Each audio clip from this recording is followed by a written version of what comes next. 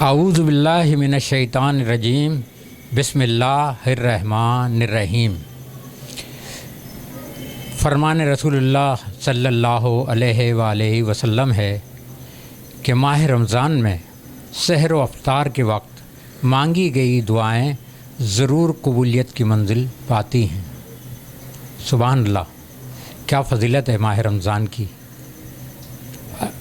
اللہ سے دعا ہے کہ ہمارے عشرۂ رحمت گزر جانے کے بعد جو باقی ماندہ روزے ہیں وہ بھی ہمیں رکھنے کی، صوم و صلات کے ساتھ اس کی پابندی کرنے کی توفیق عطا فرمائے، آمین۔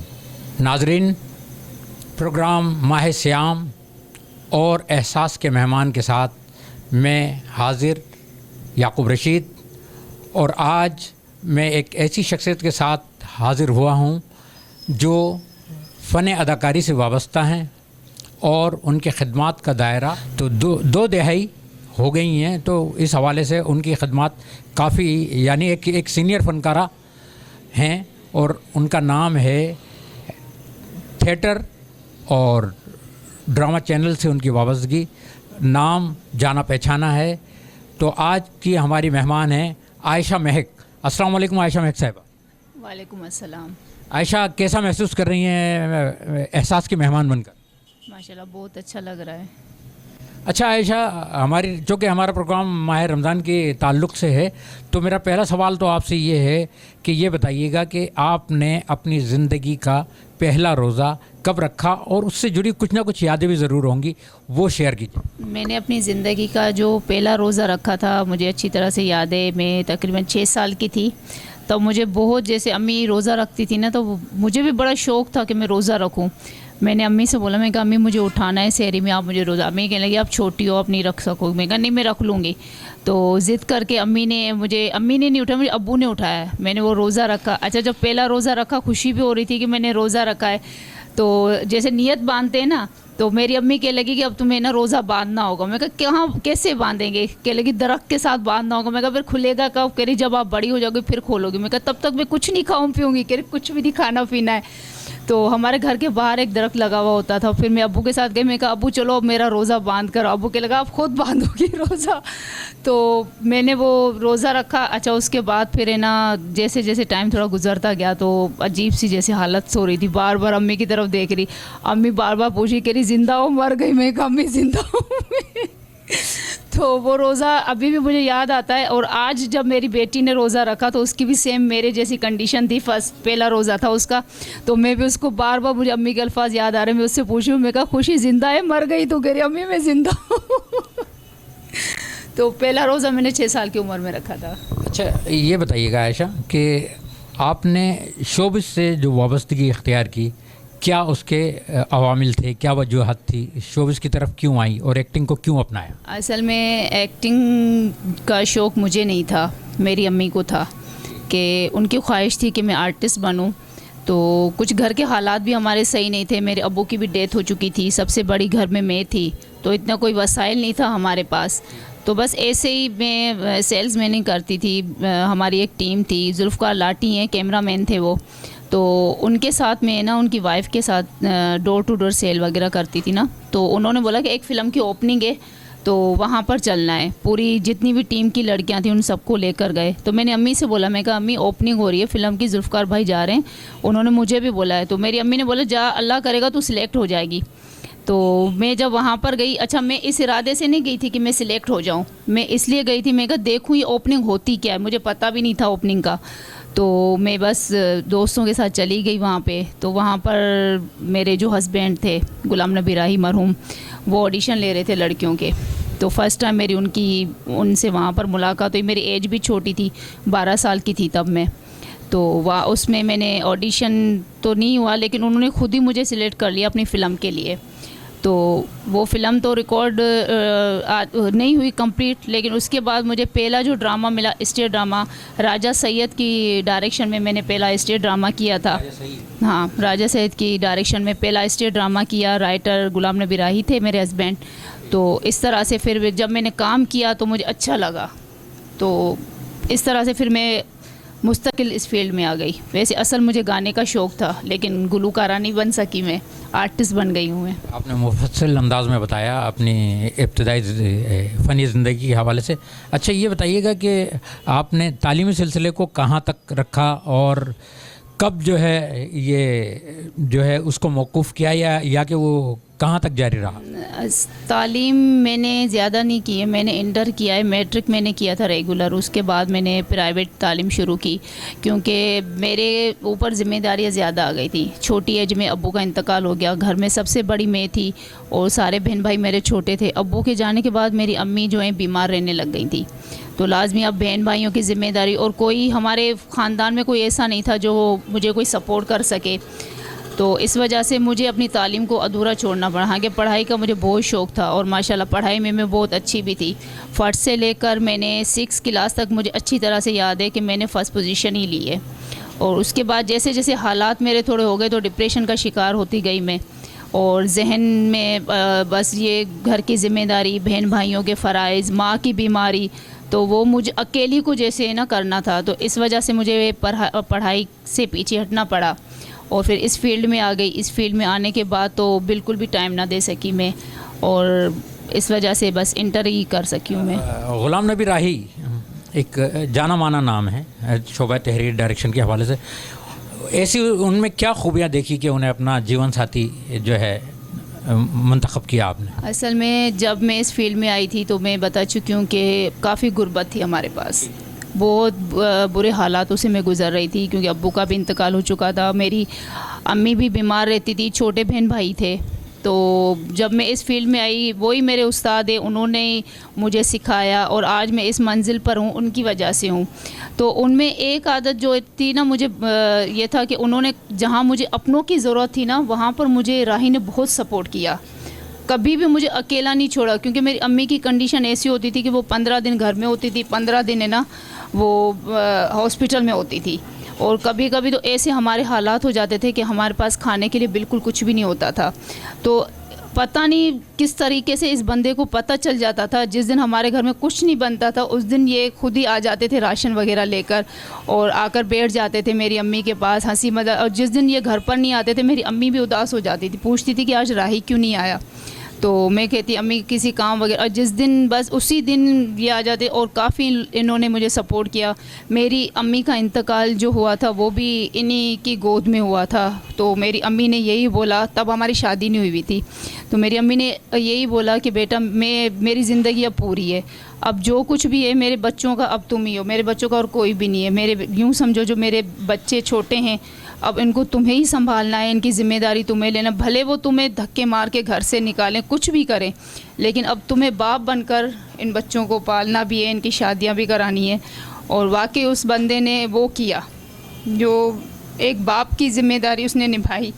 اور جہاں مجھے اپنوں کی ضرورت تھی وہاں یہ ہر دکھ سکھ میں میری بہنوں کی پریشانی ہو, میرا اپنا کوئی مسئلہ ہو, میرے ساتھ کھڑا رہا اس بات. یہ شخص کافی لوگ مجھے بولتے تھے کہ تم نے کیوں راہی کے ساتھ شادی کی, کیا دیکھا تم نے راہی میں. تو مانا کہ وہ بھلے غریب تھا لیکن اللہ کا شکر تھا, انسانی ہمدردی ہاں بہت زیادہ تھا.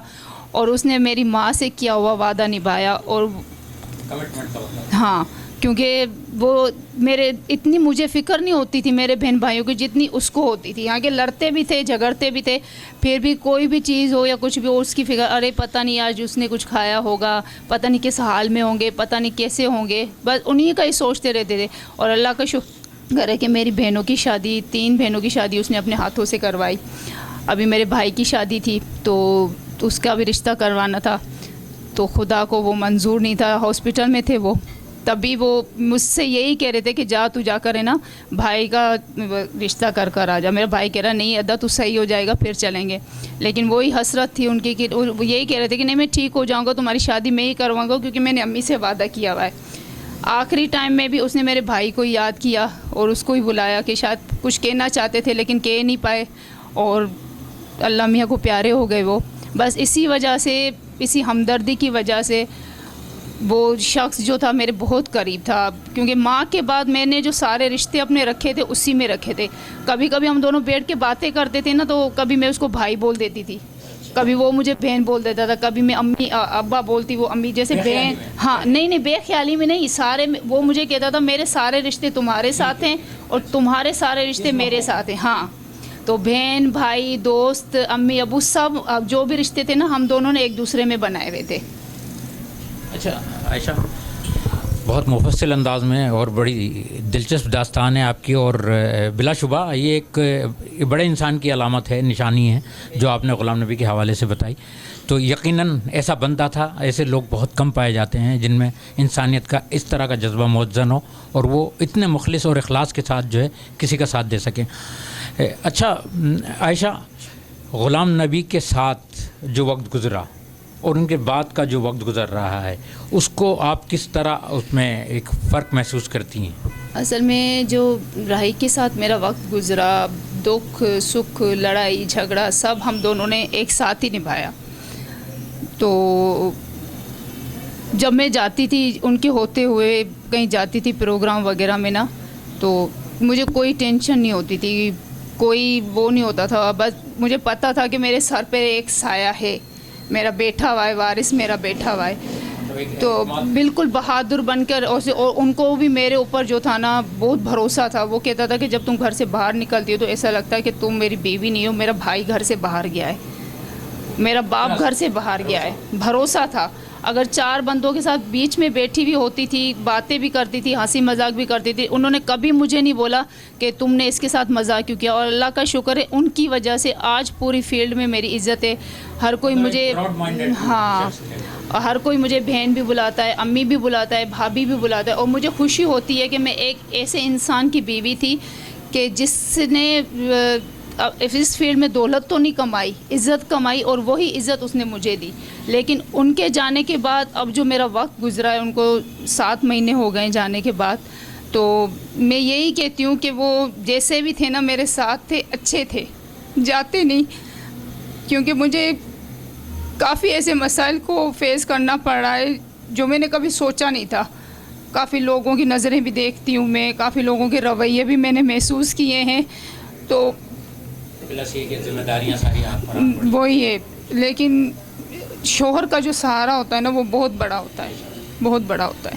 بالکل آپ نے ماحول کو رنجیدہ کر دیا, لیکن ظاہر ہے ایک جیون ساتھی کا اچانک چلے جانا وہ بہرحال ایسی صورتحال سے 2-4 کر دیتا ہے انسان کو. تو عائشہ, میں یہ کہوں گا کہ میں نے آپ کو جب دیکھا غلام نبی کے انتقال کے بعد, متعدد بار میں نے فیسٹیول کے دوران بھی آپ کو دیکھا, دور سے دیکھا, آپ سے بات بھی کبھی نہیں ہوئی, لیکن میں نے آپ کو اداس, سنجیدہ اور اکیلا تنہا دیکھا.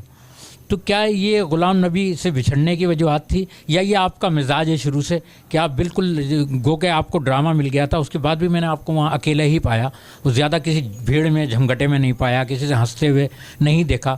کیا یہ اس کے اثرات تھے کہ جیون ساتھی آپ سے بچھڑ گیا تھا, یا یہ آپ کا اس سے پہلے بھی یہی مزاج تھا؟ نہیں, پہلے تھا لیکن کم تھا.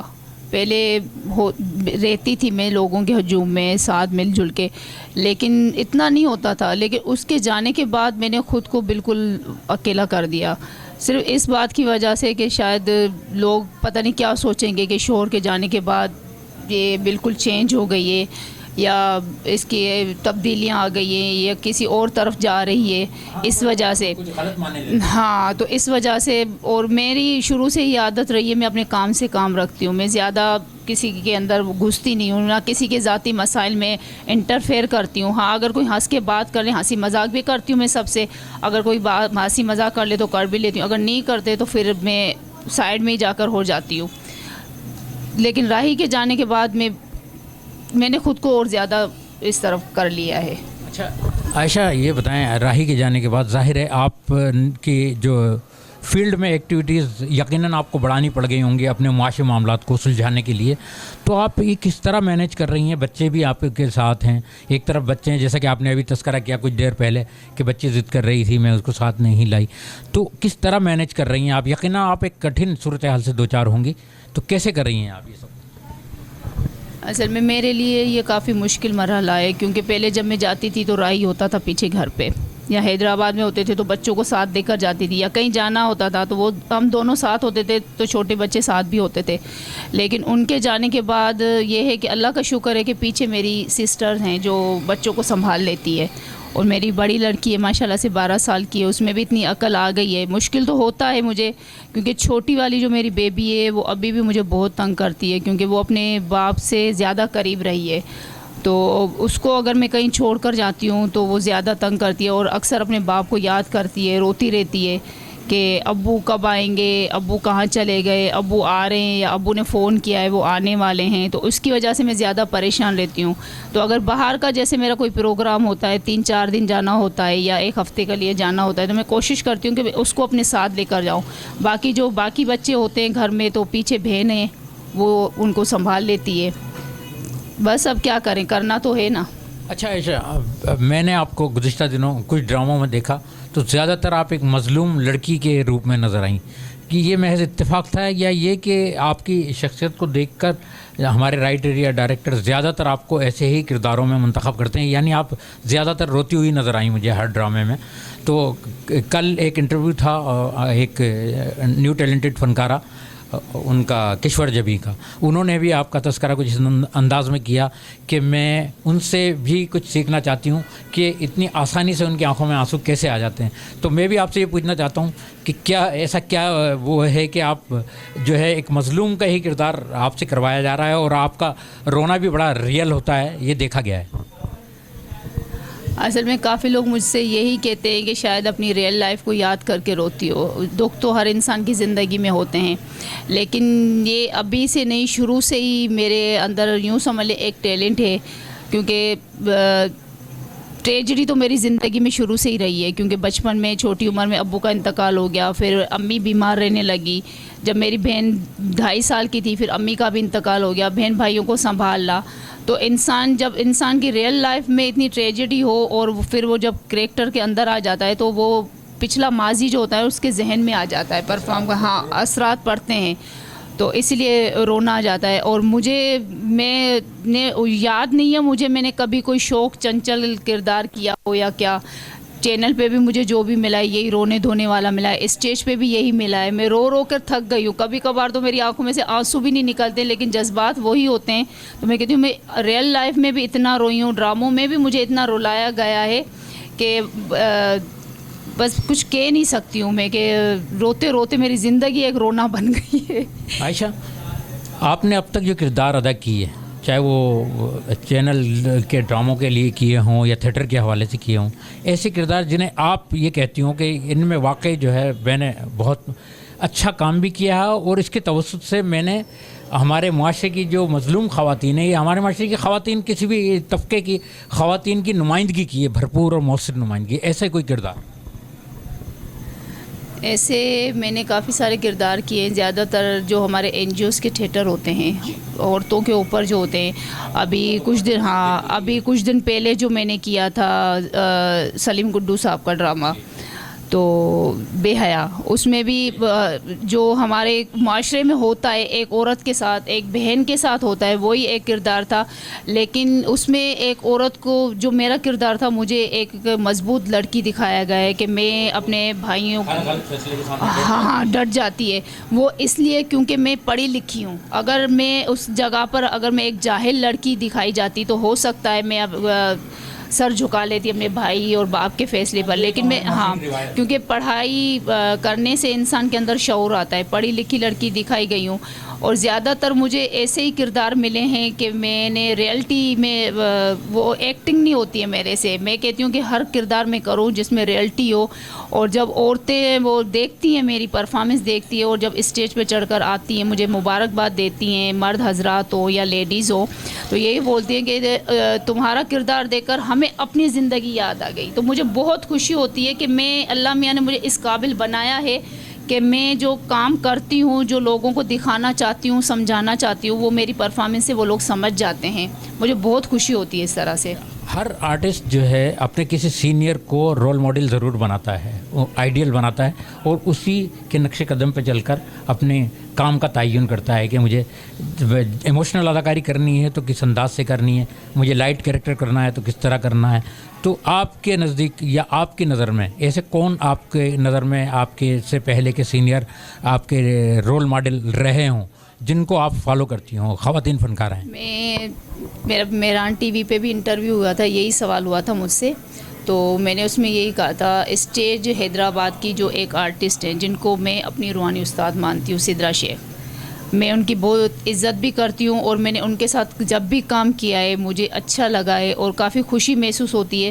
اور میں جب وہ پرفارم کرتی ہیں نا, میں ان کو غور سے دیکھتی ہوں, اور میرے اندر جو تھوڑا بہت جو میں پرفارم کرتی ہوں نا, میں دعوے کے ساتھ کہتی ہوں کہ میں نے انہی سے سیکھا ہے. وہ میری استاد ہے اور میں ان کی استاد کی طرح عزت کرتی ہوں. اور جو بھی پرفارمنس ہوتی ہے, کس طرح سے مجھے اسٹیج پہ کھڑا ہونا ہے, کس طرح سے مجھے پرفارم کرنا ہے, میں ان سے کافی متاثر ہوں. ایک یہ ہو گئی سدرا آپی جن کو میں اپنا استاد سمجھتی ہوں, اور ایک میری دوسری آرٹسٹ ہے جو چینل پہ بھی کام کر رہی ہیں, رمشا شہزادی, میں ان سے بھی کافی متاثر ہوں.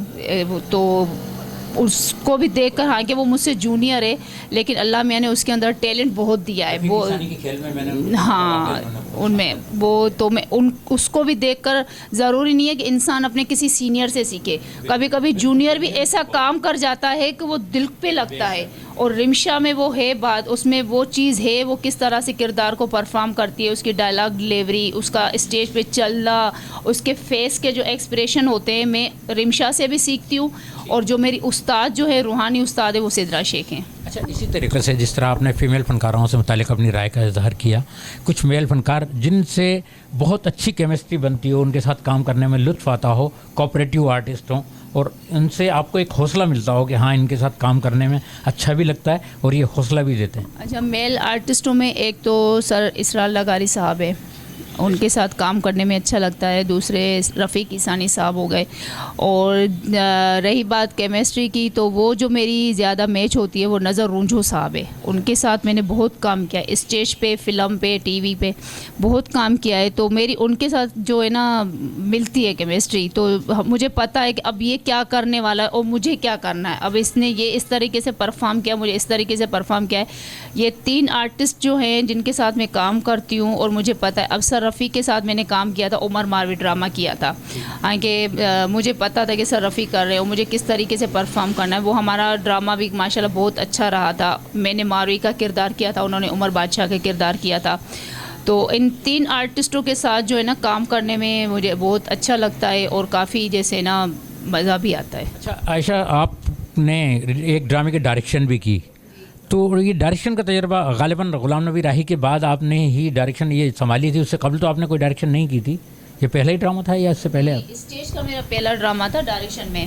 اور ٹی وی میں نے ایک ڈرامہ ڈائریکٹ کیا تھا, تو اجرک چینل نیا آ رہا تھا, ماشاءاللہ بہت اچھا رہا. ڈائریکشن کا بہت اچھا تجربہ رہا اور بہت کچھ سیکھنے کو بھی ملا. میرا جو ڈرامہ ہوا تھا یہ, اس میں نے صرف 1 دن کی ریہرسل تھی, کیونکہ میرے باقی ڈرامے تھے, میں ان کو ٹائم دے رہی تھی. تو میں بہت پریشان تھی, نہ اسکرپٹ یاد تھا. ہمارے کسی آرٹسٹوں کو بہت صرف 1 دن ڈرامے والے دن میں نے ریہرسل کی ہے, اور اسی دن میں نے وہ ڈرامہ کیا ہے. تو بس ریہرسل کی, اس کے بعد مجھے سیٹ کا وہ ٹینشن تھا کہ اب سیٹ تیار کروانا ہے کس طریقے سے, لیکن ماشاءاللہ بہت اچھا ہوا. اور دوسری بات یہ کہ میری جو پوری ٹیم تھی وہ بہت اچھی تھی. سر رفیق ہو گئے, ہاں ان لوگوں نے کافی کوآپریٹ کیا. سر رفیق ہو گئے, نظر رونجھو ہو گیا, اسلم سیال ہو گیا. اگر یہ لوگ میری ٹیم میرے ساتھ نہیں ہوتی تو شاید میرا ڈرامہ نہ اتنا اچھا ہوتا اور نہ میرا سیٹ اتنا اچھا بنتا. اور دوسری بات تو یہ لطیف بھائی کو میں نے بتایا کہ مجھے کس طریقے کا سیٹ چاہیے, میں نے ان کو صرف بتا دیا تھا, اور ماشاءاللہ انہوں نے اس طریقے کا سیٹ دکھایا کہ گاؤں کا گھر ہے, اور اس میں کس طرح وہ سیٹ بھی بہت اچھا بنا. بہت اچھا تجربہ تھا میرا. اچھا, یہ بتائیے گا کہ آپ آئندہ کے لیے آپ کے ذہن میں کیا پلاننگ ہے؟ کہ آپ یہ اپنے ڈائریکشن کے کام کو جاری رکھیں گی یا صرف اداکاری پر ہی فوکس کریں گی؟ میں یہی سوچ رہی ہوں کہ میں ڈائریکشن بھی کروں اور ایکٹنگ بھی میری جاری رہے گی, کیونکہ کبھی ایکٹنگ کر لوں, کبھی ڈائریکشن کر لوں. اور ایک اور میں نے سوچا ہے کہ میں سنگنگ بھی سیکھوں گی, میں گانا بھی سیکھنا چاہتی ہوں, لیکن اب دیکھوں اس میں کتنے حد تک میں کامیاب ہوتی ہوں. اللہ میاں, بس اللہ میاں سے دعا ہے کہ اللہ میاں مجھے جہاں اس فیلڈ میں ایکٹنگ میں عزت دیے, ڈائریکشن میں عزت دیے, تو یہی خواہش ہے کہ جب میں گانا سیکھوں گی سنگنگ میں بھی اللہ میاں مجھے وہی عزت دیں گے. اچھا عائشہ, ابھی جو ڈرامہ فیسٹیول ہوا اس کے متعدد ڈراموں میں آپ نظر آئیں, 2-3 یا 4 ڈراموں میں آپ موجود تھیں. تو یہ تو آپ کو پتہ ہے کہ کراچی آرٹس کونسل کے زیر اہتمام ہوا تھا اور اس میں ایک معقول معاوضہ بھی دیا گیا ڈرامے کی مد میں. تو آپ یہ بتائیے کہ آپ اس بات سے مطمئن ہیں کہ آپ کو جو معاوضہ ملا دیگر, چلیں ایک ڈرامے کی تو کو آپ ہیڈ کر رہی تھیں, اس کا تو ٹوٹل آپ ہی کے ہاتھ میں تھا سب کچھ, لیکن دیگر ڈراموں سے آپ کو معاوضے کے حوالے سے کوئی کسی قسم کی شکایت تو نہیں ہے یا تحفظات تو نہیں ہے کہ آپ کو پورا معاوضہ دیا گیا؟ میں یہ کہہ رہی ہوں کہ اب یہ سوال آپ پوچھے نہ جواب دوں اس کا تو کافی بہتر ہے. جواب تو آ گیا. اصل میں حیدرآباد میں صحیح بات ہے وہ معاوضہ نہیں ملتا جو میں باہر سے لیتی ہوں, لیکن پھر بھی یہ ہے کہ اس میں یہ ہوتا ہے کہ ایک انسان کا ماحول بنا ہوا ہوتا ہے, ایک ٹیم بنی ہوئی ہوتی ہے, اور پھر انسان اپنا گھر کا گھر میں ہی ہوتا ہے, تو کمپرومائز کرنا پڑتا ہے کبھی کبھار. تو یوں سمجھے کہ میں نے جو بھی ڈرامے کیے اس میں مجھے وہ معاوضہ تو نہیں ملا جو میں لیتی ہوں یا مجھے لینا چاہیے تھا یا ان لوگوں کو دینا چاہیے تھا, لیکن میں نے سب کے ساتھ کمپرومائز کیا ہے صرف اس وجہ سے کہ ساتھ رہتے ہیں, پھر آگے چل کر بھی کام کرنا ہے ان لوگوں کے ساتھ, صرف اس لیے. کچھ بھی نہ کہا اور کہہ بھی گئے, آپ نے اپنا مطمئن نظر بیان کر دیا بہرحال دبے لفظوں میں. عائشہ, آپ نے 2 مرتبہ تذکرہ کیا اس بات کا کہ آپ گائیکی کی طرف بھی جانا چاہتی ہیں, یا تھوڑا بہت یقیناً آپ کو لگا ہوگا تو آپ تھوڑا سا ابھی سے ہی کچھ نہ کچھ تیاری بھی کر رہی ہوں گی اگر گائیکی کی طرف جانا چاہتے ہیں. اچھا, گائیکی سے قریب تری ایک نعت خوانی کا بھی عمل ہے, کیونکہ ابھی ماہ رمضان چل رہا ہے, تو میں یہ چاہوں گا کہ کوئی بھی حمد, نعت یا منقبت جو آپ کو آتی ہو وہ اس کا کچھ حصہ ضرور ہمارے ناظرین کو سنوائیں. سہارا دو سہارا دو سہارا یا رسول اللہ, خدا کو بھی ہے تیرا نام پیارا یا رسول اللہ, خدا سے مانگتی ہوں میں تمہارا نام لے لے کر, خدا سے مانگتی ہوں میں تمہارا نام لے لے کر, خدا کو بھی تمہارا نام پیارا یا رسول اللہ, سہارا دو سہارا دو سہارا یا رسول اللہ. سبحان اللہ, جزاک اللہ. سہارا دو سہارا یا رسول اللہ. عائشہ, آخری سوال آپ سے. میرے سوال کے 2 حصے ہیں. پہلا حصہ تو یہ ہے کہ آپ یہ بتائیں کہ احساس چینل نے فنکاروں سے انٹرویو کا یہ سلسلہ شروع کیا ہے جس میں ان کے حالات زندگی, ان کے تجربات جو ہے ناظرین تک پہنچانے کا ایک ذمہ ہے, اور پھر اس حوالے سے ان کی اپنی رائے, ان کے محسوسات ان تک پہنچانا ہمارے ناظرین تک. اور دوسرا حصہ میرا یہ ہے کہ آپ یہ بتائیں کہ ہماری جو ٹیم ہے جو کام کر رہی ہے اس کے حوالے سے ان کی کارکردگی پر بات کریں, اور یہ بتائیں کہ ہمارے ناظرین کو آپ کیا پیغام دینا چاہیں گی. دیکھیے, پہلے حصے میں آپ ہمارے احساس کی ٹیم کے حوالے سے بات کیجیے گا, اور دوسرے حصے میں ناظرین کو اپنا پیغام دیجیے. میں یہ کہوں گی کہ احساس چینل نے جو یہ کام شروع کیا ہے آرٹسٹوں کے انٹرویوز لینا، کیونکہ ہم لوگ جب کہیں پر بھی ملتے ہیں تو ہم سامنے کچھ ہوتے ہیں لیکن ہمارے اندر میں کچھ ہوتا ہے، لیکن آپ لوگ ایسے سوالات کرتے ہیں جو کسی کو نہیں پتہ ہوتا، وہ ہمیں جواب دینے پڑتے ہیں، تو سب کو پتہ چل جاتا ہے کہ ہماری جو زندگی ہے. میں تھوڑا سا انٹرفیئر کر رہا ہوں. بات یہ ہے کہ آپ نے انٹرویو کی جو ڈیفینیشن بتائی نا، میں اس کو اور کلیئر کر دوں. انٹرویو کے معنی یہ ہے کہ من اندر کی باتیں یا اندر کا منظر، اور اسی لیے اس میں وہ باتیں ہوتی ہیں جو عمومی طور پہ لوگ آپ سے متعلق نہیں جانتے. جی آپ کنٹینیو کریں. تو وہی ہے، آپ لوگوں کے سوالوں میں ہمیں جواب دینے پڑتے ہیں کہ ہماری زندگی کیسے گزر رہی ہے، کہ ہمارا جو وقت تھا کیا تھا، اب ہم کیسے ہیں. تو اس لیے ایک اچھی بات ہے یہ کہ آپ لوگ انٹرویو لیتے ہیں اور آرٹسٹوں کے، لوگوں کے من کے اندر کی بات جاننے کی کوشش کرتے ہیں اور دوسروں تک پہنچاتے ہیں. کیونکہ ہم آرٹسٹوں کو لوگ دیکھتے ہیں، کبھی ہنساتے ہیں ہم لوگ، کبھی رلاتے ہیں، کبھی کس کردار میں ہوتے ہیں، تو دیکھنے والے یہ سمجھتے ہیں کہ شاید یہ لوگ ایسے ہی ہوتے ہیں، لیکن ہمارے اندر میں جو دکھ ہوتا ہے نا، وہ عام لوگوں کے اندر میں نہیں ہوتا. وہ ہم لوگ ہر کسی کو نہیں بتا سکتے. تو بس وہ لوگ، آپ لوگوں نے وہ کام شروع کیا ہے، ہمارے اندر کا جو دکھ ہے وہ باہر نکال لیتے ہیں.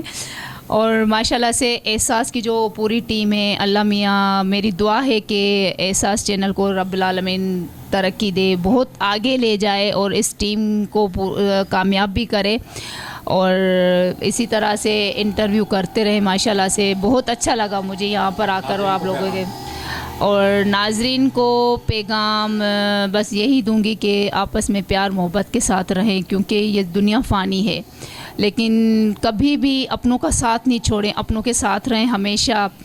اور کیونکہ کبھی کبھی ایسا وقت آ جاتا ہے کہ اپنوں کو جو آپ لوگوں کی ضرورت ہوتی ہے، کسی غیر کی ضرورت نہیں ہوتی. اسی لیے ہمیشہ اپنوں کے ساتھ رہیں، ان کے ساتھ اپنے دکھ سکھ بانٹیں.